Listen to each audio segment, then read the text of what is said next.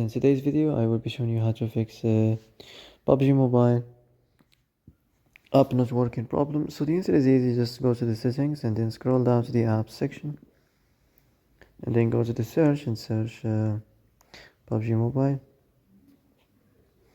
and then go to the storage.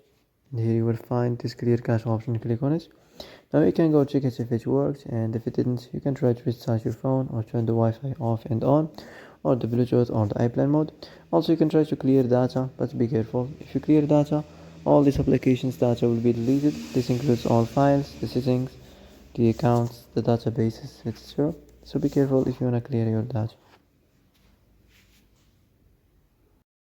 And that's it for today's video. I hope this is the answer you've been looking for.